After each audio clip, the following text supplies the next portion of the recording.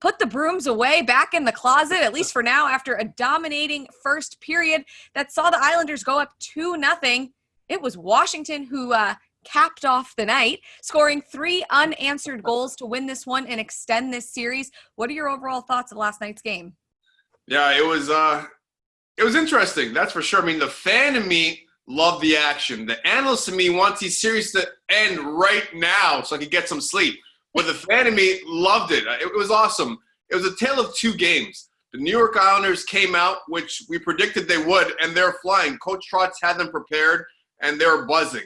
But the Washington Capitals showed that championship DNA. They dug deep. The Islanders, like Casey Zizekas, what are you doing? You don't poke the Russian bear. You don't try to get Ovi, fired up and emotionally engaged in the game, because he was sleepwalking through that game like the rest of his teammates. The Capitals responded. That was their best third period that I've seen all postseason long. Yeah, Barry Trotz so much focused on, he said he wanted his team to have that strong start. It seemed like the game prior, they had put the pieces together. They had the strong start. They had the strong finish. Last night, they get that strong start that you're looking for. But then where did they go wrong? What do you think was the turning point for them? Was it when Ovi woke up? Well, it's when Ovi woke up, but it's also their power play. It's anemic. It's terrible. 1 for 19.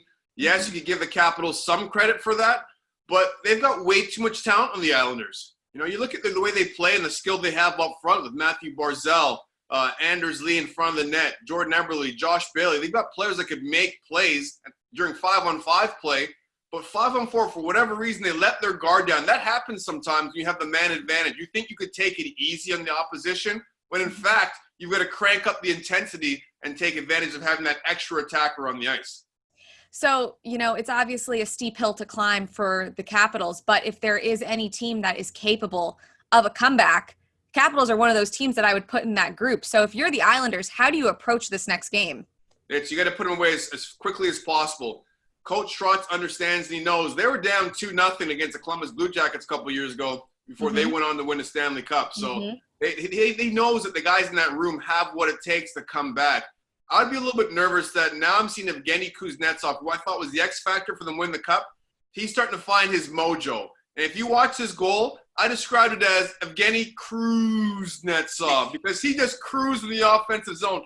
Didn't take a stride, but he didn't lose any speed or momentum. If he starts feeling with Nick Backstrom not being in the lineup, Michelle, the Islanders could be in trouble. Yeah, all right, let's switch gears. Canadiens and Flyers, Game 4. The Flyers took a commanding 3-1 lead, the second straight shutout for Carter Hart. But all around, a really defensively sound game for the Flyers, really capitalizing a lot on Montreal's mistakes, playing to, their style. Yeah, a much better effort from the Flyers. I thought the last game they didn't show up. And Coach Vigneault knew that. He tried to get his team fired up. He was a little bit upset that Coach Mueller had his top power play unit on the ice late in that hockey game.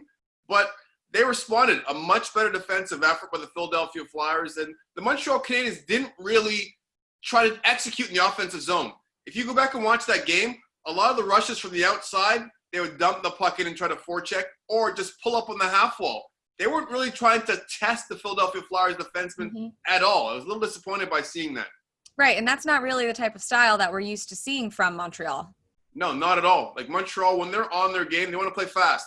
They're not as deep as Philadelphia, but they want to go. They want to attack. Tatar, Domi, Kotkaniemi, have Shea Weber in the back end, Jeff Petrie in the back end, those guys jumping up offensively, but they're way back on their heels, relying way too much on Carey Price like we've seen in that Arizona series with Darcy Kemper. Yeah, absolutely. Okay, so question for you. We talked so much about special teams in the previous series. Philadelphia is 1 for 27 on the power play. Is that a concern to you? It is, and that's another team that has so much talent. Like once they get that power play going, then that would translate into even more confidence 5-on-5. And for whatever reason, their power play hasn't been very good. It's really static, too. You watch them, and you can really tell because they're so deliberate with what they're going to do with their intentions on the ice instead of just playing with flow. But that comes with confidence. You can see, you can actually read their mind when they're trying to make the pass. Like, okay, I'm going to pass to Giroux. Okay, now back to forecheck. It's way too easy. It's way too easy. You can't play in the power play like that. It's not going to happen. All right, well, Philadelphia has a chance to clinch the series tonight. They have not won a playoff series since 2012, so that would be a big win for them. Switching gears to the West, Vegas moving on to the second round of the Stanley Cup playoffs after defeating the Chicago Blackhawks. And Ace, we've talked about this before. Chicago, again, did a lot of things well. Jonathan Toews gets a goal. Patrick Kane gets a goal. Corey Crawford with another phenomenal night. But Vegas just imposing their will. They are just the better team in the end. Yeah, Vegas came up all aces, Michelle. Like, they were awesome in that game.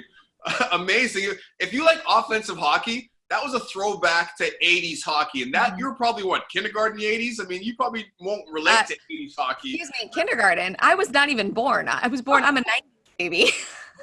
Okay, I'm dating you even more. My bad. How old do I look?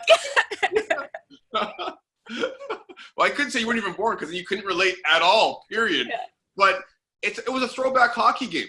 And I'm a little concerned because Vegas didn't really respect the Chicago Blackhawks. You know, you still have – it's the youngest team in the postseason, but you still have the usual suspect. Jonathan Toews was good, scored a goal. Patrick Kane did his Showtime celebration. He scored a goal. And you saw Corey Crawford was amazing again in net. So they're going to have to change their mindset in Vegas because whoever they play in that next round will be a much stiffer challenge. All right, switching gears again, Calgary and Dallas, Game 5. Dallas takes a 3-2 lead. The Stars looking more and more like themselves, at least I thought, with this performance. They were putting it all together. They got the gritty win. Great goaltending by Anton Khudobin. Once again, he's just really impressed me the most, I think, in this series because he stepped up in the absence of Ben Bishop, and the Stars really haven't missed a beat. And he provides the best ability that there is in sports, availability. Ben Bishop is always hurt. You can't count on Big Ben. As great as he is in net, he's like, listen, I've got big dogs. I've got Great Danes. They're fragile. You know, you got to baby them. You can't go for long walks. You can't jog with them. That's like Big Ben. I mean, he's a goaltender that's missing his chiclets. How many goalies are missing their teeth? It's so rare. So Khudobin's come in, no drop-off at all in net, and they've played to their identity.